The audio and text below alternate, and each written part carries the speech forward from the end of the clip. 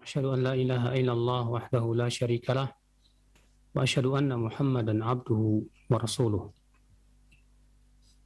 Qala Allah Ta'ala fi kitabihil karim ya ayyuhallazina amanu taqullaha haqqa tuqatih wa la tamutunna illa wa antum muslimun. Amma ba'd fa inna asdaqal hadits kitabullah wa khairal hadi Muhammadin sallallahu alaihi wasallam wa syarrul umuri muhdatsatuha wa kullu muhdatsatin bid'ah wa kullu bid'atin dhalalah wa kullu dhalalatin finnar. Saudaraku seiman, azani Allah wa yakum, kita melanjutkan pembahasan kita itu hadis-hadis sahih at-targhib wa tarhib. Sekarang kita masuk ke bab yang baru, bab at-tarhib minal kalam ala khala. Bab ancaman dari berbicara saat buang air. Hadis 155 An Abi Sa'id Al-Khudri radhiyallahu an anna Nabiy sallallahu alaihi wasallam qala la yatanaja ithnani ala gha'ithihima yanzuru kullu wahidin minhuma ila hurati sahibihi fa inna Allah yanqutu ala dhalik. Rawahu Abu Dawud wa Ibnu Majah wa lafdhu lahu wa Ibnu Khuzaimah fi sahihihi wa lafdhuhu ka lafdhi Abi Dawud qala sami'tu Rasulullah sallallahu alaihi wasallam la yakhruju ar-rajulani yadribani al-gha'ita kashifaini an awratihima yatahaddatsan fa inna Allah yamqutu ala dhalik. Rahu kulluhum min riwayati Hilal bin Iyad atau Iyad bin Hilal an Abi Sa'id. Dari Abu Sa'id Al-Khudri bahwasanya Nabi sallallahu alaihi wasallam ia bersabda, janganlah dua orang ngobrol saat buang air di mana setiap mereka melihat kepada kemaluan temannya, aurat temannya.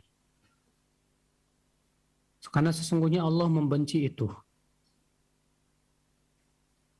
Dikeluarkan Abu Daud dan Ibnu Majah dan ini lafaz Ibnu Majah. Demikian pula Ibnu Khuzaimah di dalam sahihnya. Dan dalam lafaz Abu Daud itu dengan lafaz la yakhrujur rajulani yadribanil gha'id. Janganlah dua orang keluar untuk buang air, ya dua-duanya membuka aurat dan ngobrol. Artinya dua-duanya bisa melihat aurat temannya. Karena sesungguhnya Allah membenci tentang hal itu. Hadis 156 juga sama. Wa an Abi Hurairah radhiyallahu anhu qala Rasulullah sallallahu alaihi wasallam la yakhruju ithnani ila al-gha'id fayajlisan yatahaddatsani kashifaini an awratihima fa inna Allah yamqutu ala dhalik. Rawahu Tabrani fil awsat bi isnadin layyin. Janganlah dua orang ya, baik laki-laki maupun wanita ya, keduanya keluar untuk buang air. Dan ketika buang air, keduanya ngobrol dan terlihat auratnya, artinya mereka bisa melihat aurat temannya. Maka sesungguhnya Allah membenci hal itu. Ikhwatal Islam, hadis ini menunjukkan ya, yang pertama wajibnya menutup diri dari pandangan manusia saat kita buang air. Ya, kenapa? Karena yang dilarang di sini adalah dua-duanya bisa melihat aurat temannya. Nah, bagaimana kalau misalnya ada dua orang buang air dan di WC yang seperti di zaman sekarang ya, masing-masing WC dan tertutup, di mana temannya itu tidak bisa melihat aurat teman yang lain, ya, dibatasi oleh dinding atau tembok, ya, sehingga tidak bisa melihat aurat temannya. Nah, kemudian mereka ngobrol saat mereka itu, bagaimana itu hukumnya? Sebagian ulama berpendapat bahwa ngobrol saat buang air itu makruh. Ya, seperti Imam Nawawi rahimahullah mengatakan, karahatul kalam ala qada'il hajah muttafaqun alaih. Makruhnya berbicara saat buang air itu sesuatu yang disepakati oleh para ulama. Ya. Qala ashabuna, berkata ashab kami, wa yastawi fil karahah jami'u anwa'il kalam. Dan sama saja hukumnya makruh semua pembicaraan. Wa yustathna mawadhi'ud darurah bi an ra'a dhariran yaqa'u fi bi'r aw ra'a hayya aw ghayraha. Namun dikecualikan di tempat-tempat yang sifatnya darurat, kata beliau, atau dibutuhkan. Seperti dia melihat ya orang buta yang mau masuk ke sumur karena nggak lihat, atau melihat ular atau yang lainnya, ya. Maka yang seperti ini tidak makruh berbicara, kata beliau. Demikian dalam Majmu' Fatawa di jilid 2 halaman 88. Kemudian saudaraku sekalian, apabila ketika kita buang air besar dan kita tidak membuka aurat kita di depan teman kita, artinya tidak terlihat.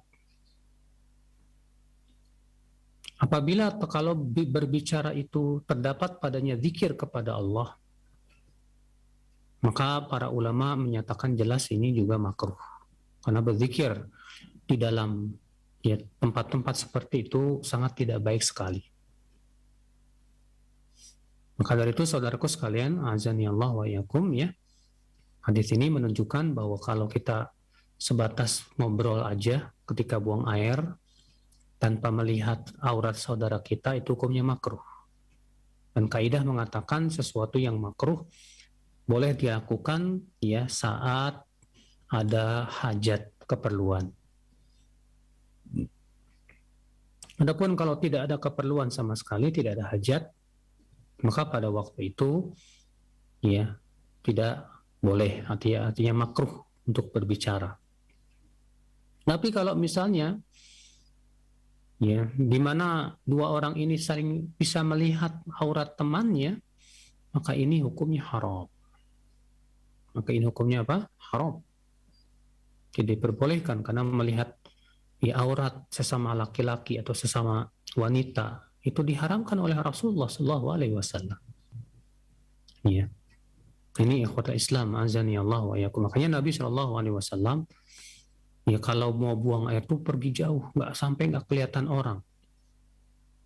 Ya, sebutkan dalam riwayat Abu Daud demikian. Bahwa Nabi SAW ya, Al-Mughirah bin Syu'bah berkata, kuntu ma'an Nabi sallallahu alaihi wasallam fi safar fa'atan Nabi sallallahu alaihi wasallam hajatahu fa'ab'ada fil madhab. Aku pernah bersafar bersama Nabi sallallahu alaihi wasallam. Lalu Nabi sallallahu alaihi wasallam ingin buang air, lalu beliau pun pergi jauh, enggak kelihatan. Ini saudaraku sekalian adab yang harus diperhatikan ya di dalam masalah buang air. Baik, kita masuk ke bab selanjutnya, bab at-tarhib min isabatil baul al-thawb wa ghairahu. Ancaman dari air kencing yang mengenai baju ataupun yang lainnya. Wa adamil istibra' minhu, dan tidak berhati-hati dari air kencing. Ya, ketahuilah saudaraku sekalian, air kencing manusia dengan ijma' para ulama dan kotoran manusia dengan ijma' para ulama itu adalah hukumnya najis. Ya. Maka najis kalau mengenai baju kita, ya menyebabkan apa yang terjadi? ya, kerusakan dalam ibadah kita. Maka kewajiban kita tentu adalah untuk berhati-hati dari najis. Nah, di sini beliau membawakan hadis yang ya menunjukkan ancaman bagi mereka yang tidak berhati-hati dan tidak peduli dengan najis. Hadis 157 an Ibni Abbas radhiyallahu anhuma anna Rasulullah sallallahu alaihi wasallam marra biqabraini faqala innahuma la yu'adzabani wa ma yu'adzabani fi kabir bala innahu kabir amma ahaduhuma fakana yamshi bin namimah wa amma al-akhar fakana la yastatiru min bawlih. Rahul Bukhari wa hadha ahadu alfadhihi wa Muslimun wa Abu Dawud wa Tirmidzi wa Nasa'i wa Ibnu Majah.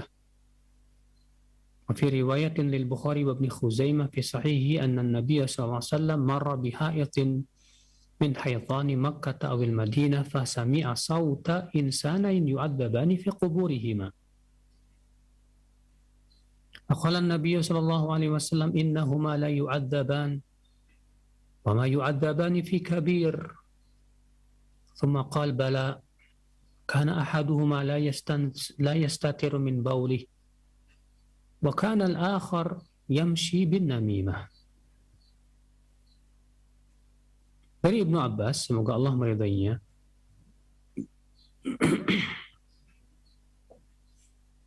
bahwasanya Rasulullah SAW melewati dua kuburan. Itu kuburan musyrikin. Maka Nabi SAW bersabda, innahuma la yu'adzaban. Sesungguhnya keduanya sedang diadab. Wa ma yu'adzabani fi kabir. Padahal keduanya ya diadab bukan dalam perkara yang dianggap besar oleh mereka. Bala innahu kabir. Ya, padahal itu besar. Padahal itu apa? Besar. Ya, ini akibat menganggap remeh nih. Menganggap remeh dosa nih seperti ini jadinya. Maka Nabi mengatakan, wa ma yu'adzabani fi kabir.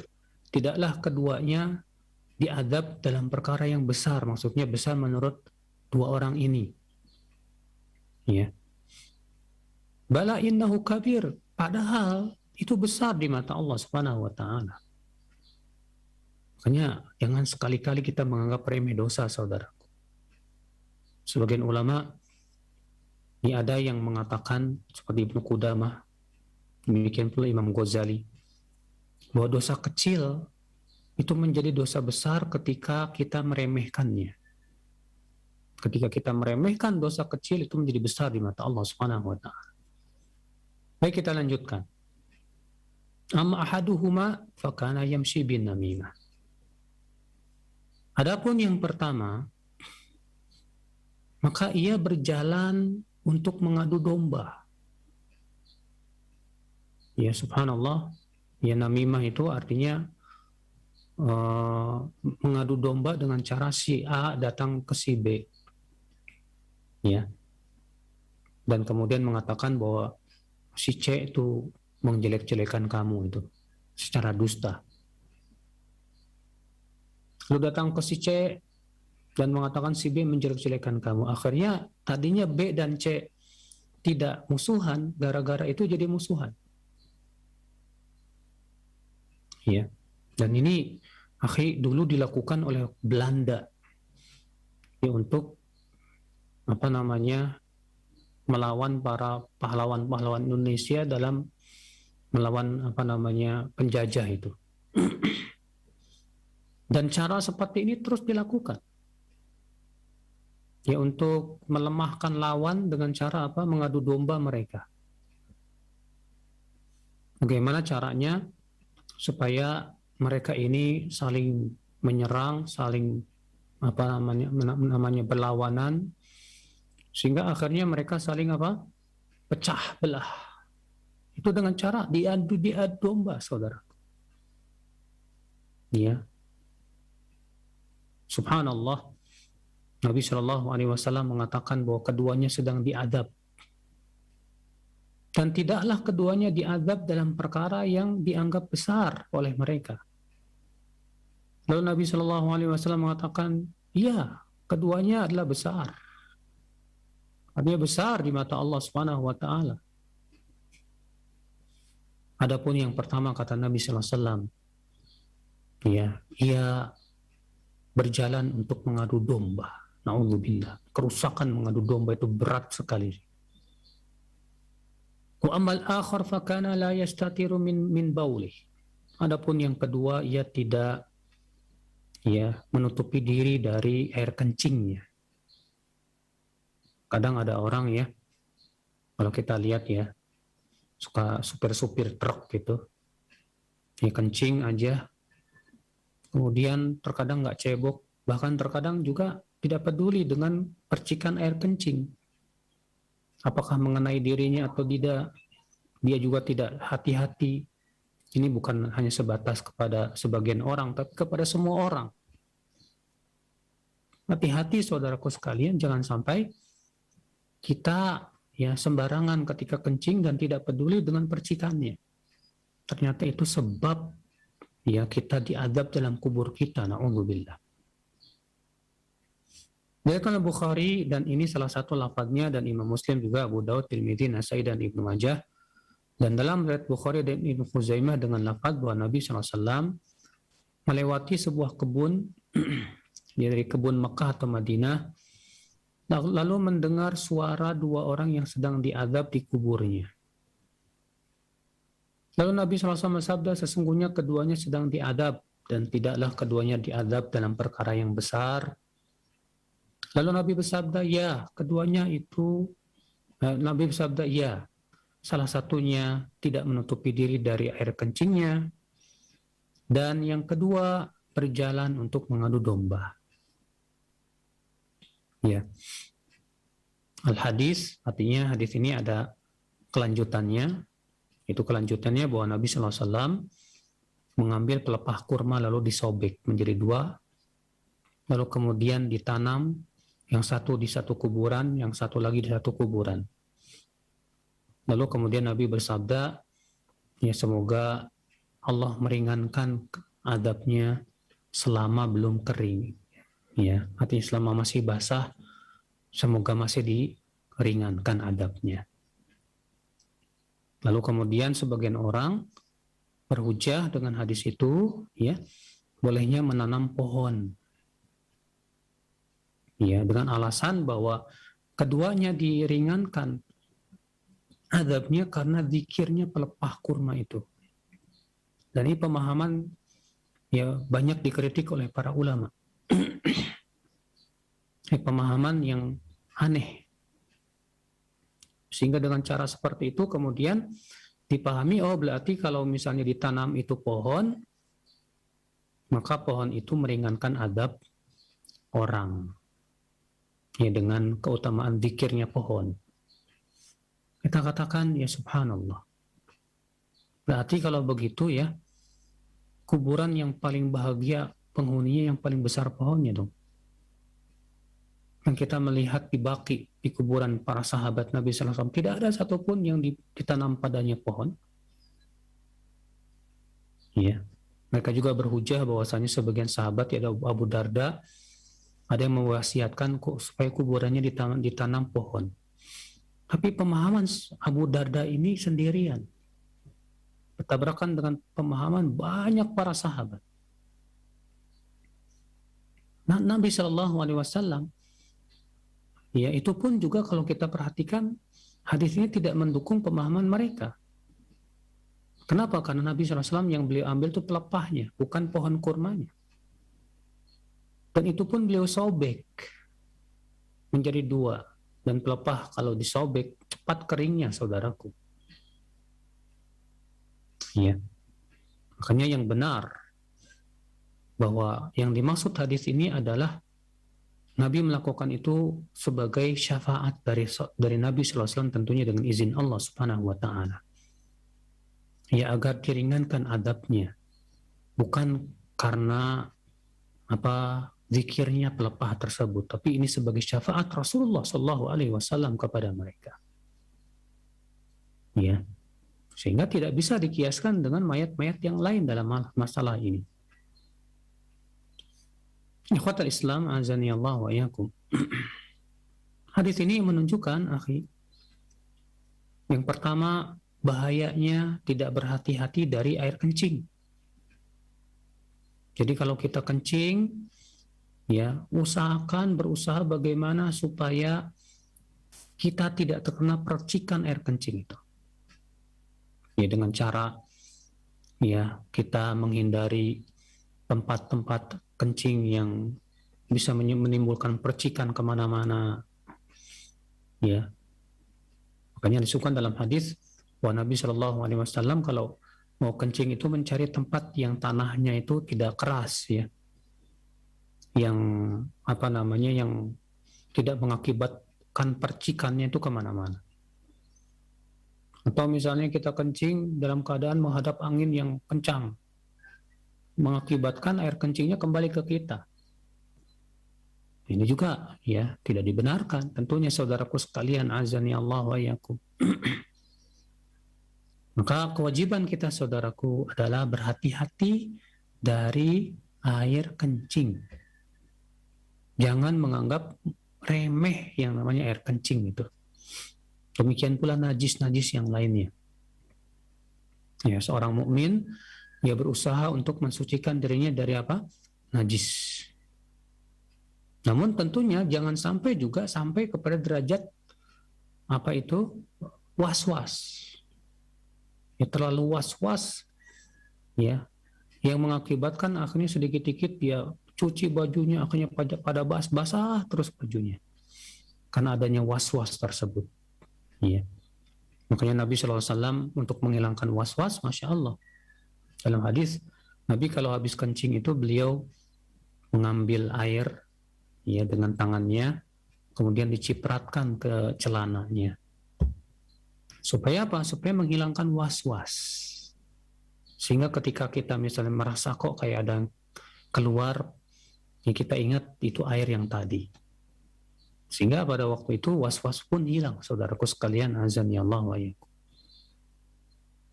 Hadis ini juga menunjukkan, saudaraku, bahayanya namimah, mengadu domba. Dan mengadu domba itu pasti tidak lepas dari bergibah. Makanya mengadu domba itu terdapat dua dosa besar. Dosa yang pertama adalah menggibah saudaranya. Yang kedua, membuat keduanya bermusuhan. Mengerikan, saudaraku sekalian. Maka Islam mengharamkan mengadu domba, ya, dua muslim, yang sehingga akhirnya terjadi pertengkaran di antara mereka. Justru Islam berusaha bagaimana dua muslim itu berdamai. Nabi Shallallahu Alaihi Wasallam dalam riwayat Tirmidzi mengatakan, maukah aku tunjukkan kalian kepada amal yang lebih baik dari sholat, lebih baik daripada puasa, lebih baik daripada sedekah. Para sahabat bertanya, mau wahai Rasulullah, apa itu? Kata Rasulullah SAW, islahu dzatil bain, memperbaiki hubungan dua orang yang muslim yang dekat. Dzatul bain. Ya. Maka dari itu Islam sangat menganjurkan untuk mendamaikan dua muslim yang bertengkar. Allah berfirman, wa in ta'ifatani minal mu'minina iqtatalu fa aslihu bainahuma. Apabila dua kelompok kaum mukminin bertengkar, maka damaikan keduanya, kata Allah Subhanahu wa taala. Bahkan sampai-sampai Rasulullah menghalalkan dusta ya untuk mendamaikan dua muslim yang bertengkar. Ya, dalam hadis Nabi bersabda, la kadhiba illa fi thalath. Tidak boleh berdusta kecuali pada 3 perkara. Di antaranya kata Nabi SAW mendamaikan dua muslim yang bertengkar. Subhanallah ya akhal Islam. Maka kalau mendamaikan dua muslim yang bertengkar itu amalan yang sangat agung di mata Allah. Maka ya akhi, menjadikan dua muslim bertengkar itu amalan yang sangat berat, dosa yang amat berat di mata Allah Subhanahu wa taala. Nah ini saudaraku sekalian, azani Allah wa iyyakum. Ya. Hadis ini kita ambil faedah yang ketiga yang bisa kita petik, itu isbatu adabil qabr. Penetapan akan adanya adab kubur. Ya. Oh, adab kubur itu hak, saudaraku. Benar. Jadi kita di kuburan belum tentu istirahat loh. Maksudnya perkataan sebagian orang mengatakan di tempat peristirahatannya yang terakhir. Kita katakan yakin dia istirahat di sana. Kalau orang mukmin betul dia akan beristirahat. Ya, disebutkan dalam hadis Nabi SAW bahwasanya Nabi SAW bersama beberapa sahabat lalu lewatlah jenazah mukmin. Nabi bersabda, mustarih, dia beristirahat. Kemudian tak lama lewat lagi jenazah orang kafir. Maka Rasulullah bersabda, mustarah minhu, ia diperistirahatkan darinya. Lalu para sahabat bertanya, wahai Rasulullah, apa maksudnya mustarih dan mustarah minhu itu? Apa kata Rasulullah SAW? Innal mu'min idza mata istaraha min ta'abid dunya wa nasabiha. Mukmin kalau meninggal dunia, ia istirahat dari kelelahan dan capeknya kehidupan dunia. Wa innal kafir idza mata istaraha minhu al-ibad wal bilad. Sementara orang kafir kalau meninggal dunia, maka beristirahat darinya para hamba dan para negeri. Kenapa? Karena kekafirannya itu akhi menimbulkan kerusakan di muka bumi. Ya. Karena dosa-dosa itu ya akhi, terutama kekafiran itu menimbulkan kerusakan di muka bumi. Allah berfirman, "Dhaharal fasadu fil barri wal bahr." Telah tampak kerusakan di daratan dan di lautan. Bima kasabat aydin nas, disebabkan oleh perbuatan-perbuatan manusia. Artinya disebabkan oleh apa? Dosa-dosa mereka, kata Ibnu Abbas radhiyallahu anhu. Subhanallah, saudaraku sekalian. Maka dari itu ya, hati-hati. Kita harus berpikir matang-matang. Kalau kita mati, kita akan istirahat atau malah diadab. Karena di alam kubur ada nikmat kubur. Seorang mukmin yang waktu hidupnya dia beriman, beramal saleh, mentauhidkan Allah, menjauhkan kesyirikan, maka ia diberikan oleh Allah kesenangan di alam kuburnya. Ya.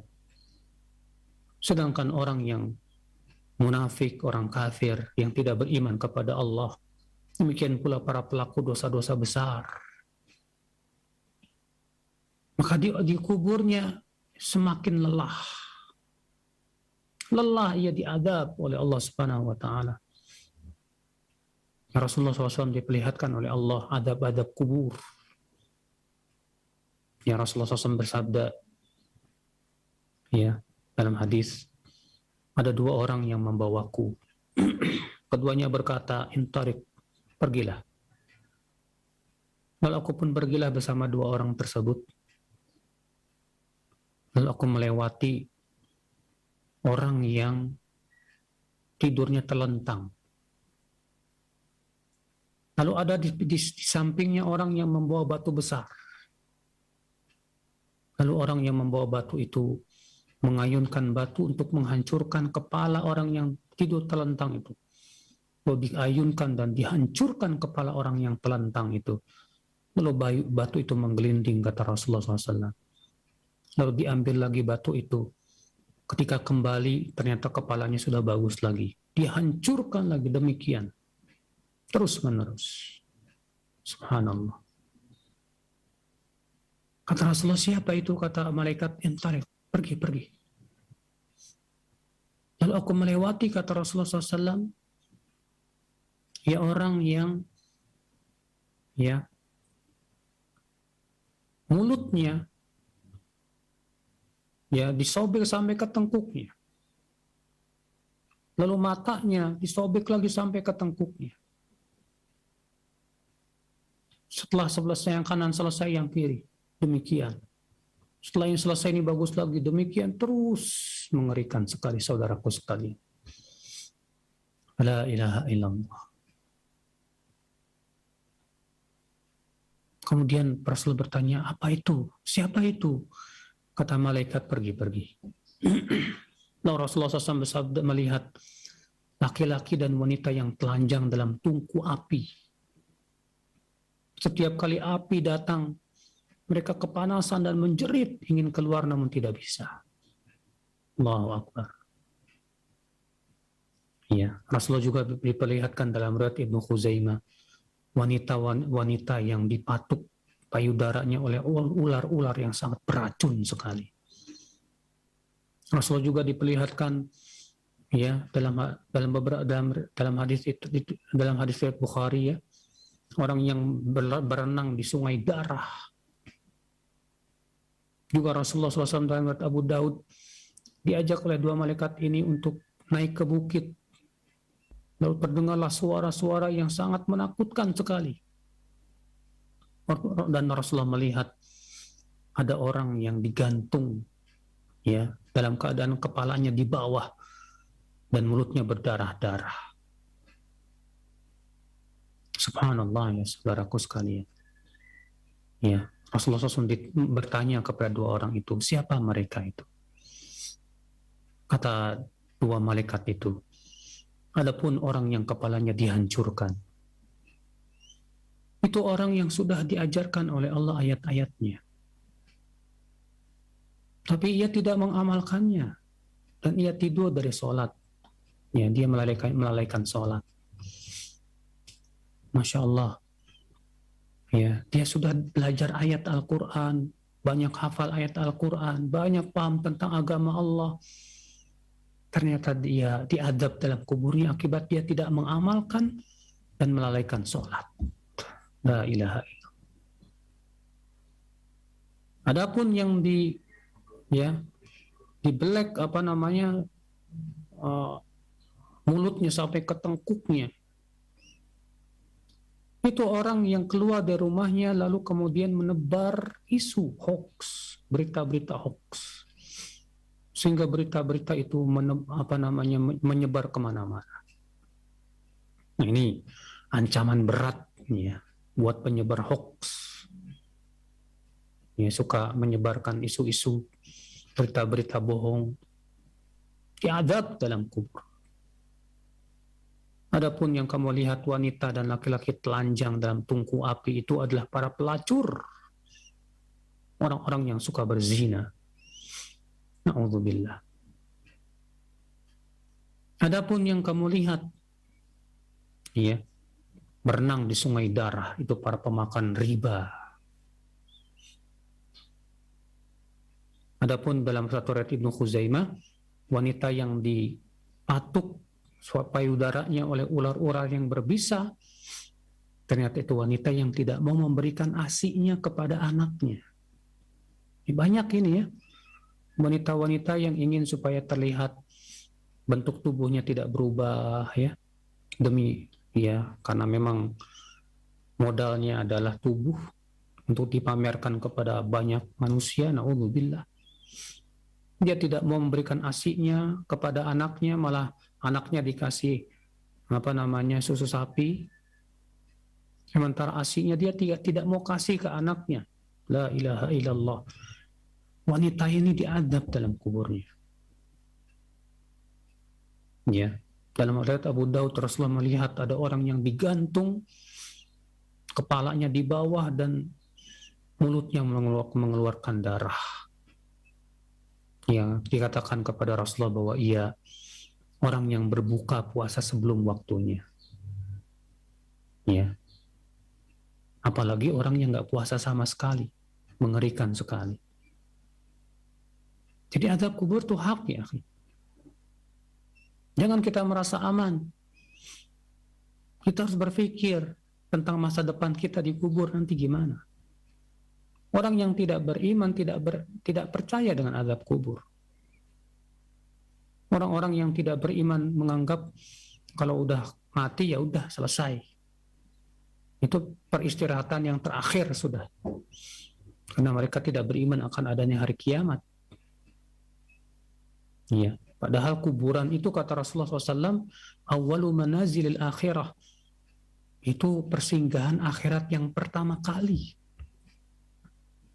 Sampai Nabi bersabda, innal qabra awwalu manazil akhirah. Faman naja min, fama ba'dahu aisar min. Sesungguhnya kuburan itu adalah persinggahan akhirat yang pertama kali. Siapa yang selamat di kuburnya, maka yang setelahnya lebih mudah bagi dia. Dan siapa yang tidak selamat di kuburnya, maka yang setelahnya lebih berat dari itu. Saudaraku seiman, ya, kalau kita di dunia sekarang bisa tidur di atas kasur yang empuk, kita bisa istirahat yang enak.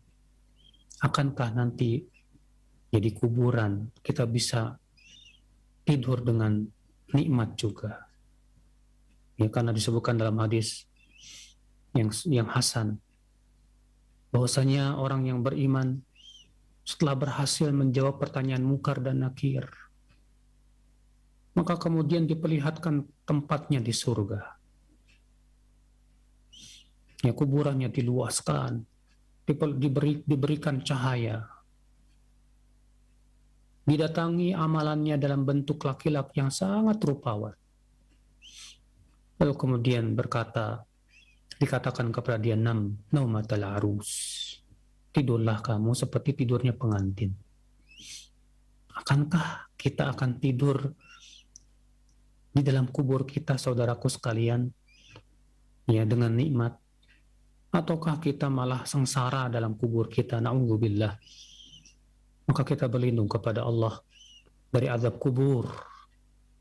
Dan kita berusaha untuk menjauhi semua perkara yang bisa menyebabkan kita diazab dalam kubur kita.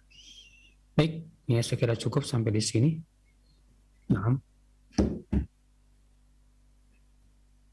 Baik, syukran jazakallahu khair atas materi yang telah disampaikan dari pembacaan hadis-hadis kitab Sahih Targhib wa Tarhib. Mudah-mudahan menjadi ilmu yang bermanfaat untuk kita semua dan menambah keimanan bagi kita semua.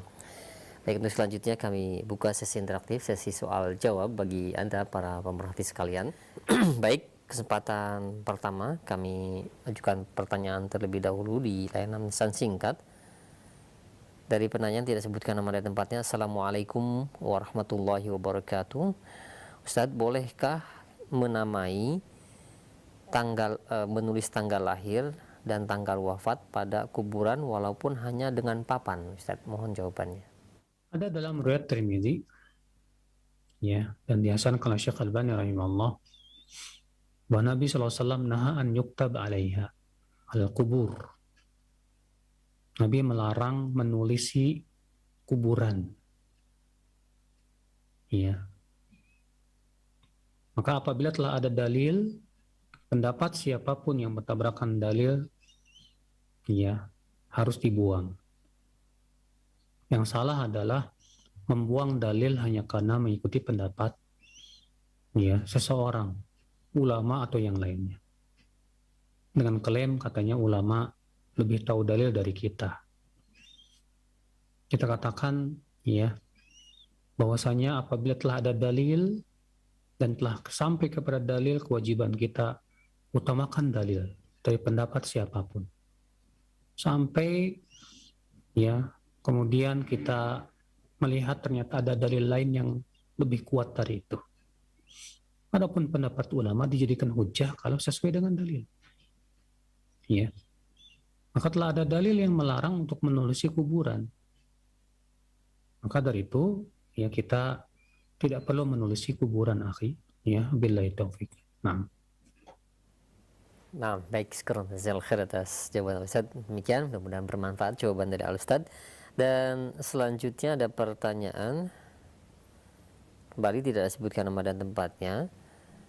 Ya Ustaz, bolehkah kita atau bolehkah jika kami sebagai anak-anak berkumpul untuk mengaji dan berdoa bersama untuk ibu yang sudah wafat tanpa kekhususan di hari-hari tertentu Ustaz yang telah ditentukan? Mohon jawabannya.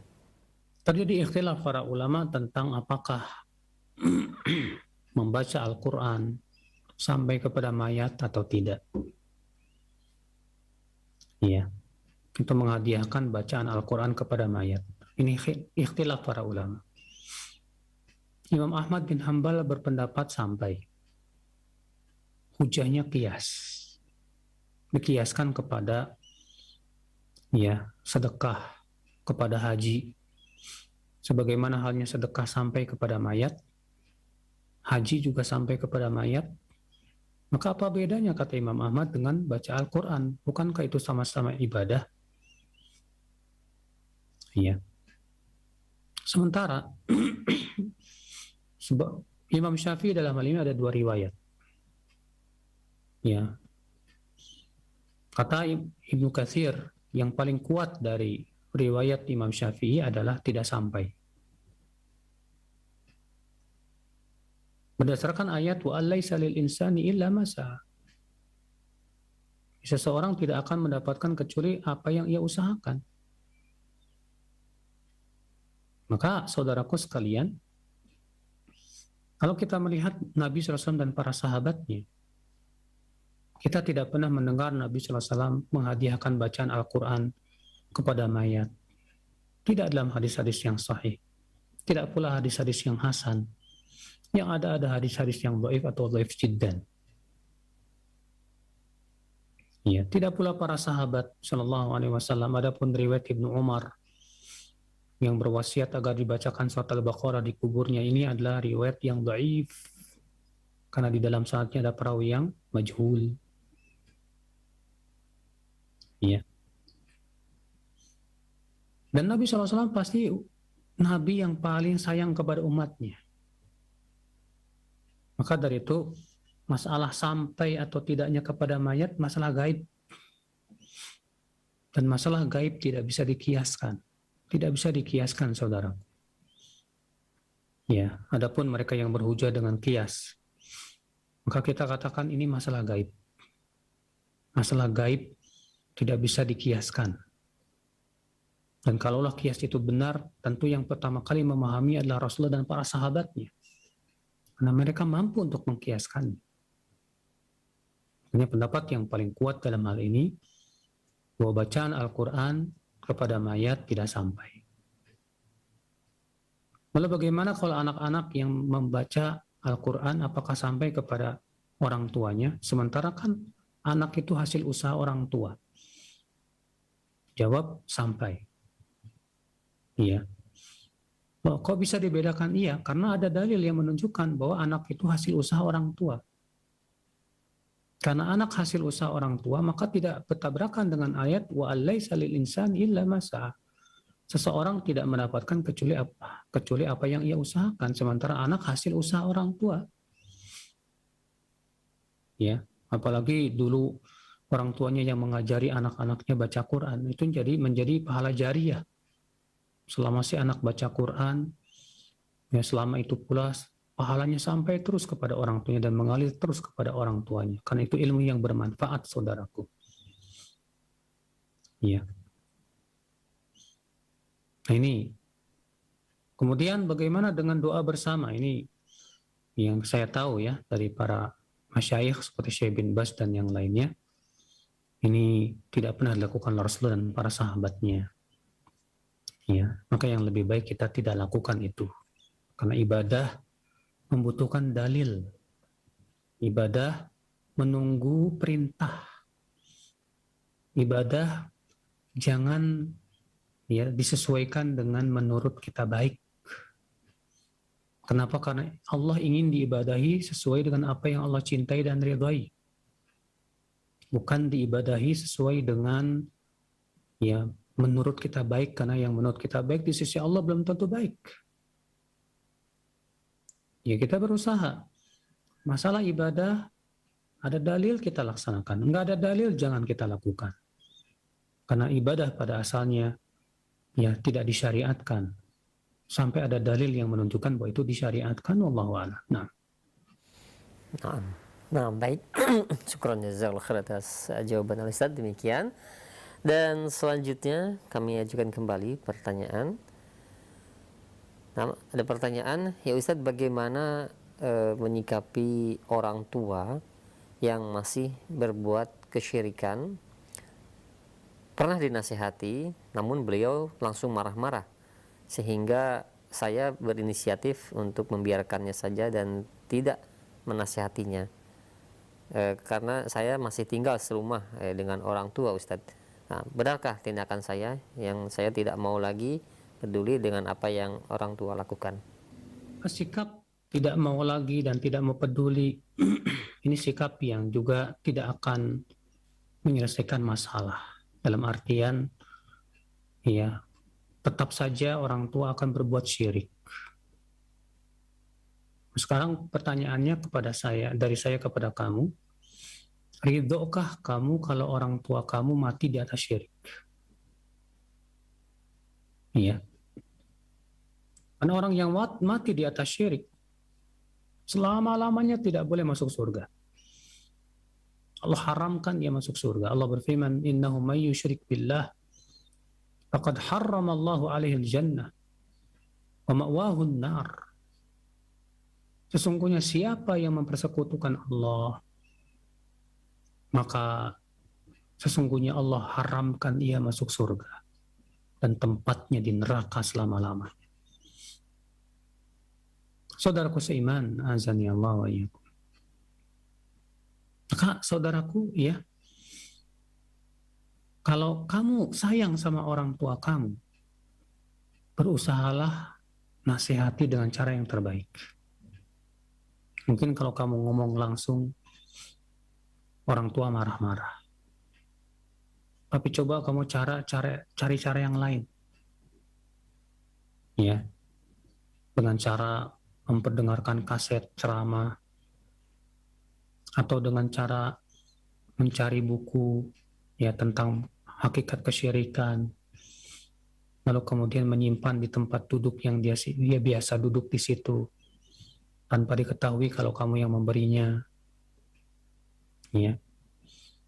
Dan cara-cara yang lain, usahakan sekuat tenaga bagaimana menyelamatkan orang tua dari api neraka, karena syirik ini mengerikan, saudaraku. Dosa besar yang paling besar, yang pelakunya tidak akan diampuni oleh Allah kalau ia wafat di atasnya selama-lamanya. Nah ini, ya demikian, Allah a'lam. Baik, nah baik, terima kasih banyak atas jawaban-jawaban Ustaz. Demikian untuk pertanyaan-pertanyaan telah kami ajukan, 3 pertanyaan di pesan WhatsApp, dan selanjutnya kami berikan kesempatan untuk Anda yang ingin bertanya melalui layanan telepon. Silahkan. Halo. Silahkan. Assalamualaikum. Waalaikumsalam. Dengan Bapak siapa, di mana? Pak Eko, Bengkulu. Silahkan Pak Eko, langsung ke pertanyaan. Bengkulu. Iya, silahkan Pak Eko. Ini Ustaz, umur saya sudah 68 tahun. Nah, Sudah itu saya tuh punya utang sekitar 100 juta. Apa kira-kira di pengadilan nanti itu nambah utang 100 juta menjadikan saya masuk neraka? Karena pahala saya diambil semua orang yang pernah tujuh ini. maksudnya Bapak mempunyai hutang 100 juta atau mempunyai piutang? Punya hutang. Oh iya, baik. Kebetulan saya itu kan pemborong, jadi waktu itu saya rugi, hancur. Nah, kira-kira aku di pengadilan nanti, apa kira-kira tuh saya nggak bisa masuk surga? Apa kira-kira ini dihitung ya dengan pahala dan hutang? Iya, nah, baik. Baik. Terima kasih. Assalamualaikum warahmatullahi wabarakatuh. Waalaikumsalam warahmatullahi wabarakatuh. Silakan Ustaz, bagaimana? Assalamualaikum. Pertama, pada asalnya hutang itu perkara yang pasti Allah akan tagih pada hari kiamat. Dan kita akan bayar dengan amalan saleh. Demikian ditunjukkan dalil-dalil. Ya.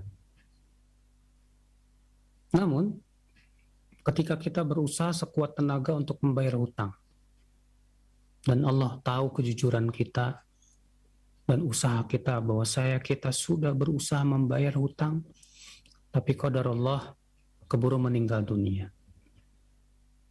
Maka yang seperti ini, wallahu alam, yang masuk dalam dalil yang disebutkan bahwa Allah akan membayarkan hutang untuknya. Yang jelas ya, kewajiban orang yang punya hutang adalah usaha sungguh-sungguh dan memang jujur dari hatinya bahwa dia memang mau pengen bayar hutang.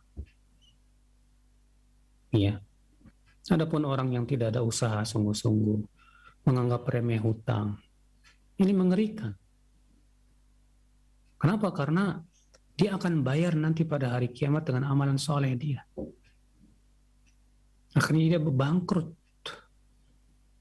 Maka dari itu jangan kita menganggap remeh hutang, saudaraku. Iya.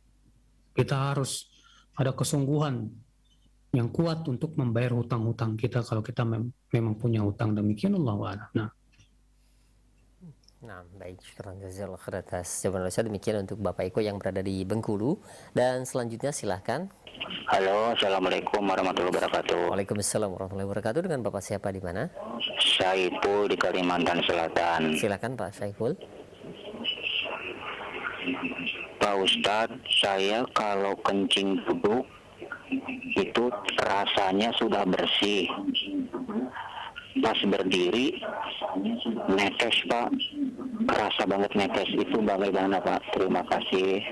Assalamualaikum warahmatullahi wabarakatuh. Waalaikumsalam warahmatullahi wabarakatuh. Nah, silakan Ustaz. Kalau kerasa banget netesnya, maka kewajiban Bapak adalah untuk mencuci kemaluan dan ya membersihkan yang terkena tetesan dari celana kita. Karena itu najis. Ya. Dan jangan kita menganggap remeh. Karena ini disebut oleh para ulama dengan air wadi, ya, yaitu tetesan air kencing yang keluar setelah selesai kencing. Dan para ulama mengatakan bahwa itu termasuk najis, karena termasuk bagian air kencing juga. Jadi kalau Bapak kerasa banget itu netesnya, maka Bapak wajib untuk mencucinya, mencuci kemaluan Bapak, dan demikian pula baju yang atau celana yang terkena tetesannya. Allahu a'lam. Nah, baik, terima kasih banyak. Syukran jazakallahu atas jawaban Ustaz. Demikian untuk Bapak Syaiful yang berada di Kalimantan Selatan, dan selanjutnya masih yang ketiga kami berikan kesempatan kembali di 0218236543. Halo. Halo, assalamualaikum. Waalaikumsalam warahmatullahi wabarakatuh. Dengan siapa di mana? Dari Filiana di Situbondo. Silakan. Ini Ustadz, kalau puasa Dzulhijjah itu kan dihapuskan dosa 2 tahun, baik tahun yang lalu maupun yang akan datang. Kemudian yang bulan Muharram dihapuskan dosa 1 tahun. Kan setiap anak Adam itu kan selalu mempunyai kesalahan. Dan bagaimana dosa-dosa itu, Ustaz? Apakah masih terhapus dosa gitu, Ustaz? Nah. Mohon penjelasan. Jazakallahu khairan. Assalamualaikum warahmatullahi wabarakatuh. Waalaikumsalam warahmatullahi wabarakatuh. Silakan Ustaz.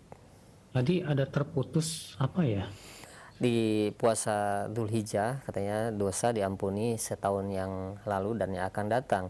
Sedangkan kita tahun yang akan datang tentunya anak Adam pasti banyak berbuat dosa dan kesalahan. Apakah tetap akan diampuni walaupun dosa terus berjalan, Ustaz?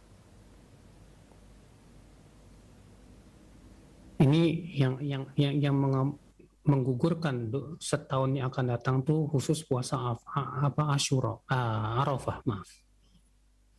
Adapun puasa Asyura menggugurkan dosa yang setahun yang lalu saja. Nah, ketika puasa Arafah menggugurkan dosa setahun yang akan datang, bagaimana itu? Kan setahun yang akan datang kita banyak berbuat dosa. Kita katakan imani saja sesuai dengan apa yang telah diucapkan oleh Rasulullah. Karena Allah tahu apa yang akan kita lakukan setahun yang akan datang bagaimana. Allah tahu. Iya. Karena Allah tahu tentang dosa yang akan kita lakukan setahun yang akan datang. Ya, namun para ulama sepakat bahwa dosa yang dimaksud dalam hadis tersebut adalah dosa kecil, bukan dosa besar. Yang menggugurkan dosa setahun yang telah lalu dan setahun yang akan datang. Maksudnya dosa-dosa kecil. Dosa-dosa apa? Kecil. Yang kedua, keutamaan dihapuskannya dosa-dosa kecil ini kalau tidak melakukan penghalangnya, karena kan pasti ada penghalangnya yang menyebabkan akhirnya dosa kita tidak digugurkan. Apa penghalangnya? Yaitu kita melakukan kesyirikan yang menyebabkan amal kita habis. Ya. Sebagian ulama mengatakan bahwa di antara penghalang digugurkan dosa kecil yaitu kita selalu melakukan dosa besar. Karena yang melakukan dosa besar menyebabkan kita dosa-dosa kecil tidak dimaafkan. Allah berfirman, "In tajtanibu kaba'ira ma tunhauna an, nukaffir ankum sayyi'atikum." Jika kalian menjauhi dosa-dosa besar yang dilarang, maka kami akan gugurkan dosa-dosa kecil kalian. Sebagian ulama memahami ayat tersebut berarti syarat untuk digugurkan dosa kecil adalah yaitu menjauhi dosa-dosa besar. Wallahu a'lam. Semoga yang saya sampaikan bermanfaat pada pagi hari ini. Yang benar itu dari Allah dan yang salah itu dari kekurangan ilmu saya dan dari syaitan. Subhanakallah bihamdika asyhadu an la ilaha illa anta astaghfiruka wa atubu ilaik. Assalamualaikum warahmatullahi wabarakatuh.